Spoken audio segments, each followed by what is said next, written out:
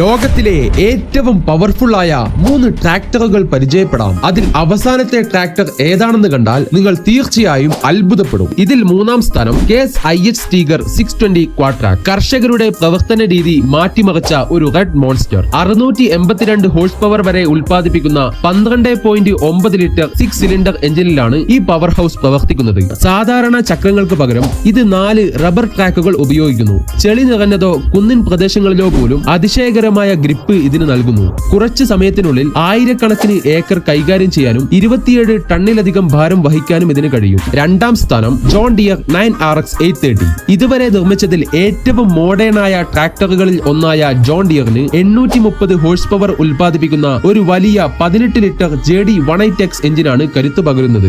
ഇത് ഇതുവരെ നിർമ്മിച്ചതിൽ ഏറ്റവും ശക്തമായ ട്രാക്ടറുകളിൽ ഒന്നാക്കി ഇതിനെ മാറ്റുന്നു. പെർഫെക്റ്റ് ഗ്രിപ്പിനായി ഒരു Quadrac system, GPS auto steering, full digital controlling എന്നിവ ഇതിൽ ഉൾപ്പെടുന്നു. ഈ ട്രാക്ടർ വളരെ വലുതാണെങ്കിലും വളരെയധികം ഇന്ധനക്ഷമതയുള്ള ഒന്നുകൂടിയാണ്.